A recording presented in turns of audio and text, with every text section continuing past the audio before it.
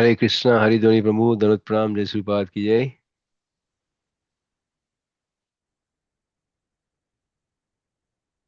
हरे कृष्ण जी, धन्यवाद।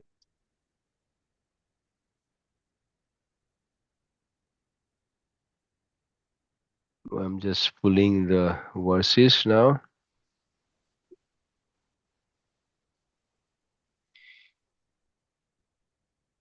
Today was Varsana Mataji turn, but Prabhuji asked me to.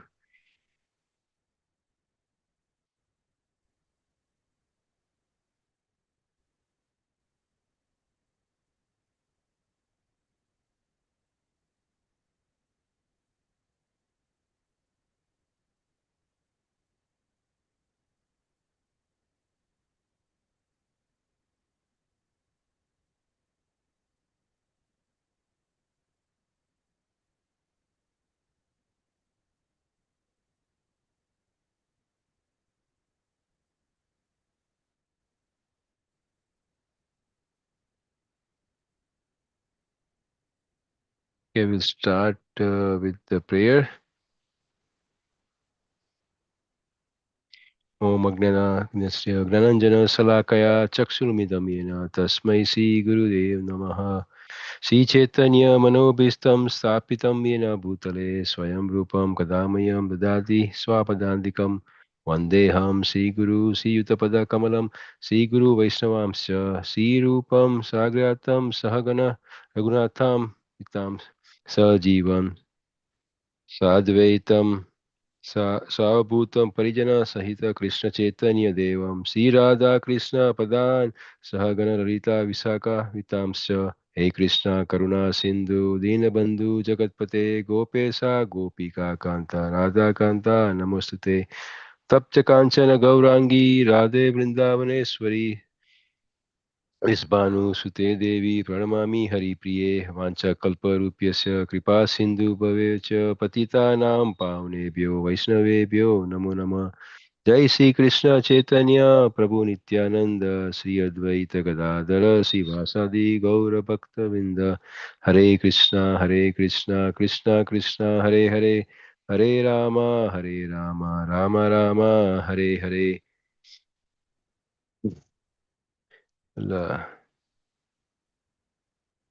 नारायणं नमस्कृत्यं नरं चैव नरोत्तमं देवी सरस्वती व्यासं ततो जयम् उदीर्यते नष्टप्रायेषु अबद्धेषु नित्यं भागवत सेवया Bhagwati उत्तमश्लोके भक्तिर्भवति नैष्टिकी।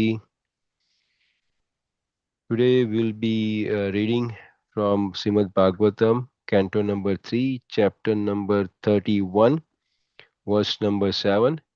I won't be able to share my screen, so if you want to pull the verse, uh, that would be very helpful. Again, Srimad Bhagavatam, Canto number 3, chapter number 31, verse number 7. This chapter is about Lord Kapila's instruction on the movement of the living entities.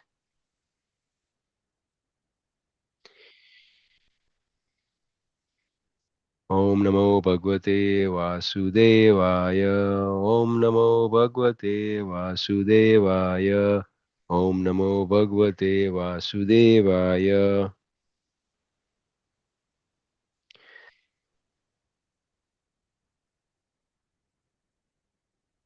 Katu Triksona Lavana Ruksam Ladbir Ulbandanaha Matra Bhuktir Upas Prakasataha Sarvan Gotita Vedantaha.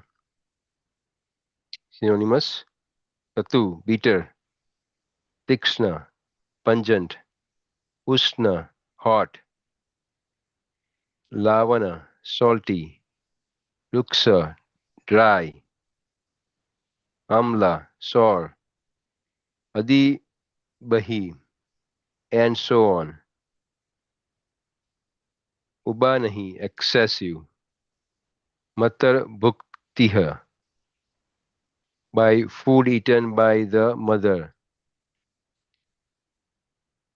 Uprasaha, affected. Sarva anga, all over the body. Uthitaha, arisen. Vedaha, pain. Translation: owing to the mother eating bitter, pungent foodstuff or food which is too salty or too sour, the body of the child instantly suffer pain which are almost intolerable. Purport by His Divine Grace A.C. Bhaktivedanta Swami Srila Prabhupada. All description of the child's bodily situation in the womb of the mother are beyond our conception. It is very difficult to remain in such a position, but still the child has to remain. Because this consciousness is not very developed, the child can tolerate it. Otherwise, he would die. That is the benediction of Maya, who endows the suffering body with the qualification for tolerating such terrible tortures. Also, there is a next verse, verse number 8. Srimad Bhagavatam, canto number 3, chapter number 31, verse number 8. Ulbina samastas tasmaim atrescha bahir avrataha aste kratau siraha kuksu bhogna prastha sriyodharaha. Synonyms: albina, by the amnion, samvrataha, enclose, tasmim, in the place, antraha, by the intestine, cha, and bahin, outside, avrataha, covered, aste, he lies, kritva, having put, siraha, the head, kaksu, towards the belly, bhugan, bent, prasthaha, back, sira, dharaha, neck. Translation: placed within the amnion and covered outside by the intestine, the child remains lying on one side of the abdomen, his head turned towards his belly, and his back and neck arched like a bow. Purport by His Divine Grace A.C. Bhaktivedanta Swami Srila Prabhupada. If a grown man were put in such a condition as the child within the abdomen, completely entangled in all respect, it would be impossible for him to live even for a few seconds. Unfortunately, we forgot all this suffering and try to be happy in this life, not caring for the liberation of the soul from the entanglement of birth and death. It is an unfortunate civilization in which these matters are not plainly discussed to make people understand the precarious condition of material existence. Hare Krishna Rivori. Uh, Definitely, I'm not prepared for this class, so I'm going to share my realization by reading the verses. Uh, so please forgive me for that. And if any one of you want to share your thoughts or any your realization, please do so without stopping me. So I will start my understanding and realization from these two verses. Vancha kalparupyasya kripa sindhu bhavaja patitanam pavnebhyo vaishnavebhyo namo namaha. Om Namo Bhagavate Vasudevaya. Om Namo Bhagavate Vasudevaya. Om Namo Bhagavate Vasudevaya. Of course, this whole chapter is about uh, growth of an child in his mother's womb. And in this particular two verses, it's talking about, the first verse talks about mother, whatever mother eats, definitely the child within her embryo is affected. In the first way, it talks about whether she's eating bitter, pungent food or too salty or too soury. A child body is impacted very immediately and suffered pains which are almost intolerable. And of course, the mother nature and the Maya that is created by Lord Krishna is such, in many cases, it's such wonderful, but in some cases, it makes us forget all the bad thing we may have done or the bad experiences we have gone. It's so forgetful, that everything that happened in the past, when we look back, it looks, oh, life was much easier. Of course, when we are going through all the troubleful life, we feel like we are in the worst place. We are going through the worst phase of life, and the pain that is on upon us is worse than anybody else in this world. But when we get out of that painful situation, and then when we start enjoying the life again, we forget everything that we have gone through. So this verse talks about all the pain a child who is still unborn, I mean, in the out of the, in the world is going through, and how Krishna's creation and Mayadevi helps us forget all the pain, and and most of the time we want to continue enjoying this life, and not just enjoy more and more, whether we want to buy a nice house or a nice car or a nice family, and a lot of nice things, and we want to get nicer, nicer, and nicer, forgetting that no matter how much nicer things we get, this world is still filled with threefold misery, no matter how we look at it, right from this planet all the way to all the heavenly planet. Everybody has to go through this four conditions: Janma, Mrityu, Jara, Vyadi, regardless of which planet we are in, or whether we are born in a rich family or we are born in a poor family. There is suffering is always guaranteed. There is no way around it.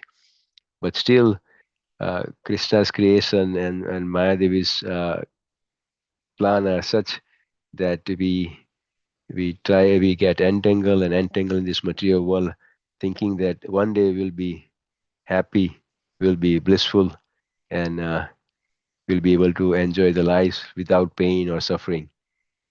But as stated here and in many other places, that this life in this material world is always going to be full of misery. Uh, at one point you'll feel happy, at the next point you'll feel sad, one point you'll feel nice and blissful, another point you'll feel miserable. So that's a constant suffering that is going to go on, and if we don't realize that no matter how much endeavor we do in this life to become happy, all will go in a vain, because at the end of the day we will all get old, and old age is full of disease and suffering, and then of course we'll leave this body.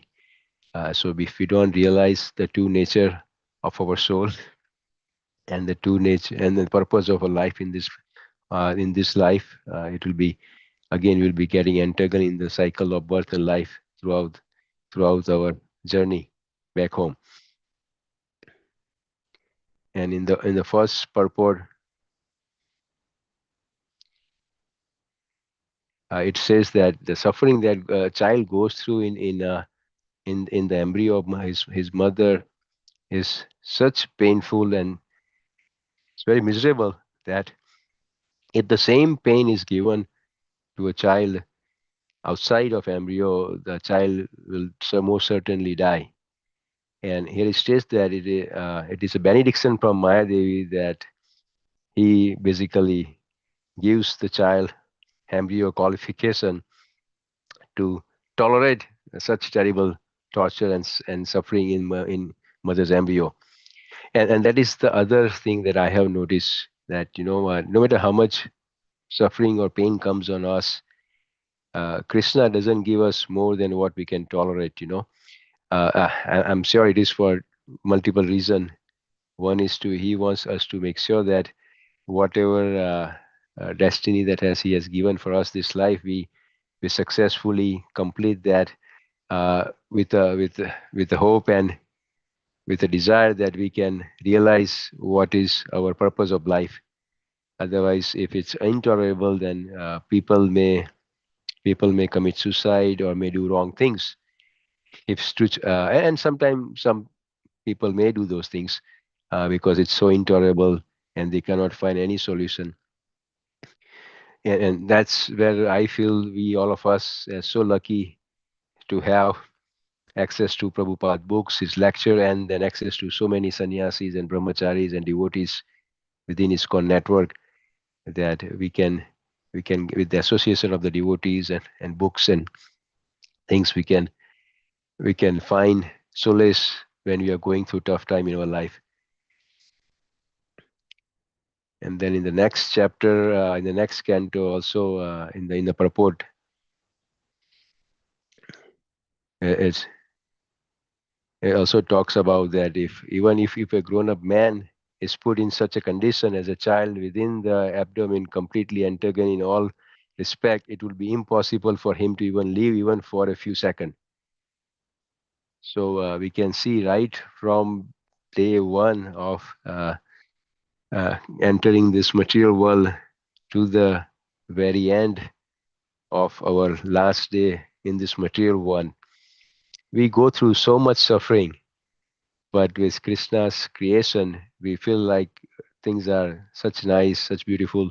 That's how I had always felt. Even though when I look backward in my life, how much trouble I have gone through, I feel like life here is so nice, so blissful, and want to make things better and better every day.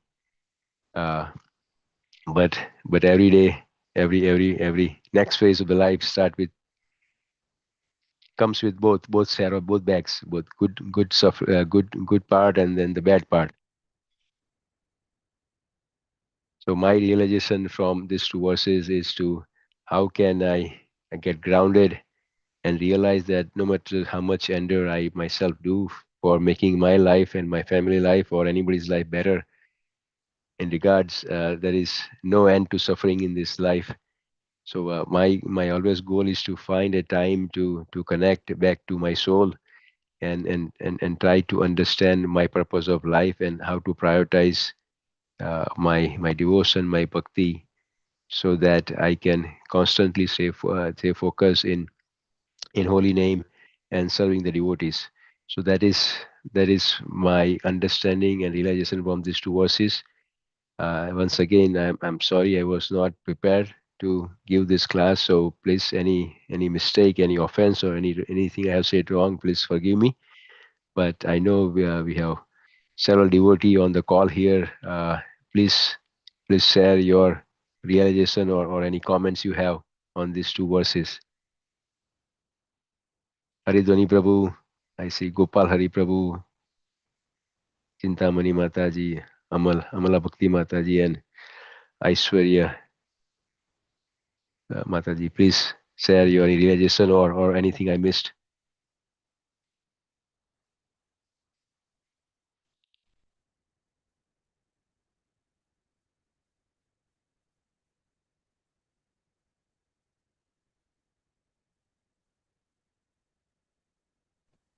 Thank you, Prabhu. I joined late, Hare but Krishna, very Prabhu. nice what I heard. Thank you. Go Thank you, ahead. Prabhu. Hare Krishna, thank you. I don't have any comment. Thank you. Thank you, Srinivas Prabhu. Nice class. I was thinking of when you are reading the verse and purport. I mean, it's very, very difficult. Prabhupada is mentioned in the purport for the living entity to imagine, even for us, right, to be in a very dark place, right, with full of blood and all, right. I mean, if anybody want to stay in that place even for a moment, right, I mean, the answer will be no. So I mean, but I mean, you connected how we kind of live in this world, go through so much suffering, but then think that yeah, everything is well, right? All is good or whatever, right? So people Yes. doesn't understand or we don't understand. So it's the power of Maya. Probably. Yes. Yes. Very, very. In a way, it is better. Than some way, it's not as better. It means it's good to forget our suffering and pain and all the hardship we go through. Because sometimes it could be so depressing. But then, if we continue continue to think that everything is so nice and it will get better, then we will never be able to start our journey back home. It will be difficult. So it's and it's every time I think about it, I feel that without devotees association, it is so easy to get entangled in this world. And I'm so very fortunate and thankful to all of you and all the devotees and ISKCON and Prabhupada that I don't know what we'll be doing without ISKCON if I had not had gotten books of Prabhupada and shelter of Prabhupada. Because this isn't for me. This is a daily journey. Every day I forget that I'm in this material world and I forget what I'm supposed to do and what not. And somehow or other, either through devotee or through books or through class or lecture, I'm pulled down again. And hey, my friend, don't go too far. It's not going to be going to be too much fun. So thank you everyone for tolerating me and my unpreparedness. I greatly appreciate it. Please pray for me and my family. With that, we'll conclude Hare, this. Yes, go ahead. Hare Krishna, Prabhuji. Yes. Uh, you called my name, right? I was doing something. Yes. Um, it was very nice to hear from you every time when you speak about your realizations, Prabhuji. You have realistic realizations, which everybody has to follow. You remind us whenever you speak that we have to follow, this things to become a better devotee. Thank you, Mataji. Thank you, Prabhuji. Thank you, Mataji. Yeah. I just wanted to add that how the how it's amazing how in different species also Krishna gives different species different limits to tolerate the suffering based upon how much the person's you could say karma is to suffer. Then he'll give the body, like some species you see they can tolerate so much suffering. They're out in the middle of the ice and snow and they're there all winter long and they're freezing. They're actually freezing. They feel the pain of the cold, but they can be there. And in the human form, if we're out for 1 or 2 weeks in the freezing cold, we will die. We won't even be able to tolerate the suffering, meaning undergo or experience the suffering. And similarly, in this verse, like you were mentioning, how the child outside cannot experience so much suffering, but inside, within the embryo, it can experience so much suffering because Krishna, allows that to happen. So I was just thinking that it's Yes, true Prabhu. for other species. Hare Krishna Prabhu. This is Ganganarayan Das. Please accept my obeisances. Worship Yes, Prabhupada. It's interesting that Gopalari Prabhu would mention this because there is also a flip side to it. There's actually a genetic condition, it's a disease, human disease, whereby people don't actually feel pain. And it's actually a very precarious situation for them. Like they can bite their tongue, they can, by mistake, instead of Yeah. chewing food, simple things like that. They can also hurt they can hurt themselves in a very bad way and not even feel the pain. So even the pain that exists has a function. There is nothing, within this creation that is, just superfluous, right? Yeah. Even the Yes. pain that is there is to either help us avoid certain things, because if we touch fire and we don't feel the burn, then we can burn our own body. Yeah. Yeah. Similarly, even this material world is designed in a way that is helping us to play it safe and not mindlessly jump into the fire. Um, So I wanted to mention that one thing. It's really interesting that such a genetic disease actually exists. The second part I wanted to mention is actually this is a letter that Srila Prabhupada actually writes to one of his disciples. I believe it's 1974, 1972, 1972 perhaps, where he talks about how the expect like as devotees again because there is all these miseries in the material world, we tend to seek shelter within devotee association, and guess what, even within devotee association we feel miserable. Sometimes we feel more miserable within devotee association, and we feel like, oh, maybe outside people are more um, at least respectful. Yeah. And actually, Srila Prabhupada addresses that very nicely. He talks about utopia. There's expectation that, of utopia, even within devotee association. He compares that to impersonalism and how that impersonal conceptions permeate in our relationships and our expectation of perfection in, what would be imperfect, situation.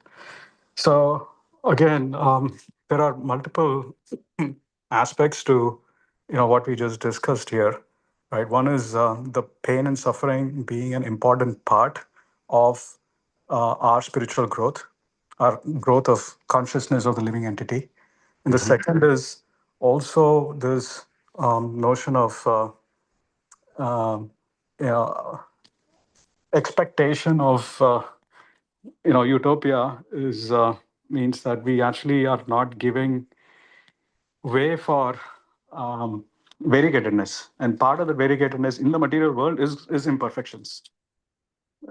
So anyway, I just wanted to share those 2 points. Thank you so much for sharing your realizations. Yes, no, thank you. Thank you for sharing both Gopal Hari Prabhu and Gangaran Prabhu. Those were two good points. If anyone has any additional comments or realization you want to share? If not, we'll conclude this class. Once again, please forgive me for my unpreparedness and please pray for me. Vanchakalparupyasa kripa sindhu bhavaja patita nam pavnebhyo vaishnavibhyo namo namo. Koti Vaishnavinda ki jai, Srila Prabhupada ki jai. You all have a very blessed and a Krishna conscious day. Thank you and Hare Krishna. Hare Krishna.